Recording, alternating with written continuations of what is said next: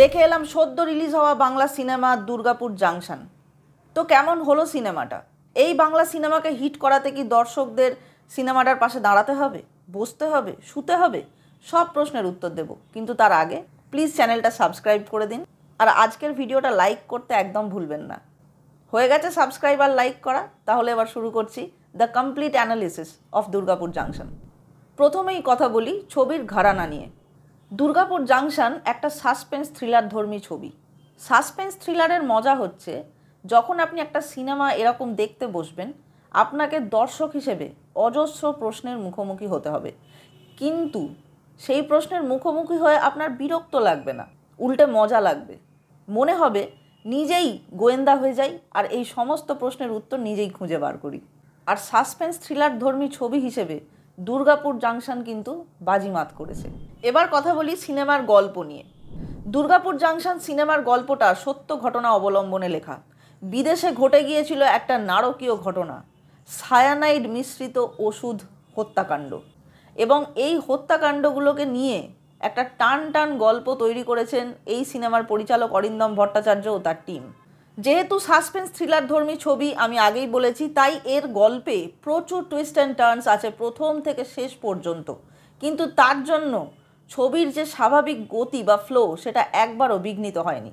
তবে অন্যান্য বহু ক্ষেত্রে আমরা যেরকম গল্পের টুইস্ট অ্যান্ড টার্নগুলোকে আমাদের প্রেডিক্টেবল মনে হয়, এই ক্ষেত্রে অন্তত এই ছবিটার ক্ষেত্রে কিন্তু আমি অতটাও প্রেডিক্টেবল জিনিসপত্র দেখিনি।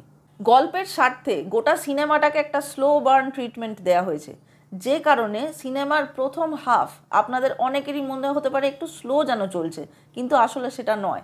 গল্পের স্বার্থে ইচ্ছাকৃতই খুব স্লো মুভমেন্টে সিনেমার গল্প এগিয়েছে, কিন্তু একই কারণে সিনেমার যে সেকেন্ড হাফ সেটা হয়েছে চরম গতিময়। এবার চলে আসি দুর্গাপুর জাংশনের অ্যাক্টর অ্যাক্ট্রেসদের অভিনয় প্রসঙ্গে। ছবির প্রধান তিনটে ক্যারেক্টার প্লে করেছেন স্বস্তিকা মুখার্জি, বিক্রম চ্যাটার্জি এবং একাবালি খান্না।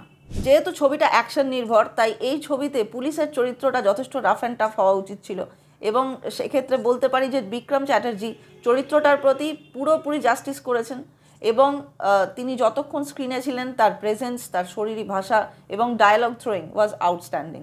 সব থেকে বড় কথা, অনেকে বেশ বীর যোদ্ধা টাইপের পুলিশ অফিসার প্লে করতে গিয়ে খুব বাড়াবাড়ি করে ফেলেন, কিন্তু এই ছবির ক্ষেত্রে আমরা সেই বাড়াবাড়ি এতটুকুও দেখতে পাইনি, বরং খুব সুস্থ স্বাভাবিক পুলিশ অফিসার মনে হয়েছে তাকে। একাবালি খান্না প্রসঙ্গে বলি, আমি তার অ্যাক্টিং আগে দেখিনি, কিন্তু এই ছবিতে তিনি একজন পুলিশের বড় কর্তার অভিনয় করেছেন, এবং কি করেছেন আমাকে বলতেই হবে। উনি যতটুকু সময় ওনাকে স্ক্রিনে দেখতে পেয়েছি, আমি শুধু তাকেই দেখেছি। তার কারণ হচ্ছে পরিচালকের মুনশিয়ানা তো আছেই। একাবালি খান্না একজন হিন্দিভাষী ভদ্রমহিলা, যার বাংলা সত্যিই খুব ভালো, আমি অফ ক্যামেরা কথা বলে বলছি, কিন্তু তিনি যে একজন হিন্দিভাষী এবং তার যে হিন্দি ভাষা বা ইংরেজি ভাষার দখল, সেটাকে পুরোটা ইউটিলাইজ করেছেন ডিরেক্টর এই ছবিতে। সেই কারণে দেখানো হচ্ছে উনি কলকাতায় পোস্টেড একজন কপ, কিন্তু তিনি কথা বলতে অনেকটাই নির্ভরশীল হিন্দি ভাষার ওপর, এবং এত সুইফট ডায়ালগ থ্রোয়িং, এত সুন্দর বডি ল্যাঙ্গুয়েজ, এত স্মার্ট, কোনো ওভার অ্যাক্টিং নেই, একদম নো ননসেন্স, টান টান অভিনয় একাবালি খান্নার। তো যদি আপনারা এই সিনেমাটা দেখতে যান, মানে যাওয়া তো উচিত, আপনাদের দেখা উচিত, ভালো সিনেমা হয়েছে, তাহলে অবশ্যই check out Ekavali Khanna, she was really good. এবার আসি স্বস্তিকা মুখোপাধ্যায় প্রসঙ্গে। Swastika Mukhopadhyay over the years এমন কিছু সিনেমা করেছেন, এমন কিছু চরিত্র প্লে করেছেন যে আমাদের মনে তার কোথাও গিয়ে অভিনেত্রী হিসেবে একটা ইমেজ তৈরি হয়ে গেছে যে তিনি এই জায়গাগুলো খুব ভালো করেন, এই জায়গাগুলো আরও ভালো করেন। তো এই ইমেজটাকে কাজে লাগিয়েও এই সিনেমাতে ওনার চরিত্রটাকে ভালো মতো লেখা হয়েছে, এবং যা বুঝলাম চরিত্রের খাতিরেই ওনাকে এক একটা জায়গায় এক এক রকমভাবে নিজেকে পোর্ট্রে করতে হয়েছে। তবে বেশি ভালো লেগেছে সিনেমার দ্বিতীয়ার্ধে তার অভিনয়। তার কারণ হচ্ছে ওই যে বললাম, প্রথমার্ধটা একটু স্লো বার্ন ট্রিটমেন্টের খাতিরে, যেহেতু পুরোটাই স্লো মনে হতে পারে দর্শক হিসেবে আপনার, কিন্তু আমার কেন জানি না স্বস্তিকা মুখোপাধ্যায়কে গল্পের স্লো বার্ন ট্রিটমেন্টের থেকেও কিছু জায়গায় একটু বেশি স্লো মনে হয়েছে। এবার এটা পুরোপুরি ডিরেক্টর আর অভিনেতার নিজস্ব বোঝাপড়ার ব্যাপার, আমি দর্শক হিসেবে শুধু আমার অবজারভেশনটাই বলতে পারলাম। এবার কথা বলি সিনেমার মিউজিক প্রসঙ্গে। অলরেডি সিনেমার একটা গান সায়ানাইড, যেটা রূপম ইসলাম গেয়েছেন, সেটা দর্শকদের মন জয় করেছে। তবে সিনেমাটা দেখতে বসে বুঝলাম যে why this song was important. Durgapur junction সিনেমাটার যে থিম, তার সঙ্গে কিন্তু এই সায়ানাইড গানটা একদমই মানানসই। আর হ্যাঁ, বিজিএম প্রসঙ্গে বলি, ছবির বিজিএম বেশ ভালো, ঠিকঠাক, সুইটেবল। কিন্তু আমার মনে হয় দুর্গাপুর জাংশনের যে ডিরেক্টর অরিন্দম ভট্টাচার্য, তিনি আগে যে ধরনের সিনেমা করেছেন, ওনার একটা নিজস্ব ঘরানা আছে। আমি তাকে বলবো অবশ্যই যে বিজিএমের প্রতি আরেকটু যদি আপনি নজর দেন তাহলে ভালো হয়। কারণ যেরকম গ্রিপিং গল্পটা, ততটাই গ্রিপিং বিজিএম হলে বোধহয় আরও ভালো হতো। এবার বলি সিনেমার কোন কোন দিকগুলো নজর দেওয়া যেত। প্রথমেই আসি কস্টিউমে। পুলিশ অফিসার হিসেবে বিক্রম চ্যাটার্জি এবং একাব আলী খান্নার যে কস্টিউম, তাদের যে গেট আপ, সেগুলো চরিত্রের সঙ্গে একদমই যায়।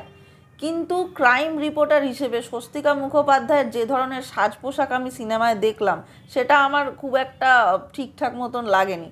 তার প্রথম কারণ, একজন ক্রাইম রিপোর্টারকে সারাদিন প্রচুর শারীরিক এবং মানসিক কসরত করতে হয়, তাদেরকে বিধ্বস্ত থাকতে হয়, ভেতর ভেতর দে ফিল ড্রেন্ড।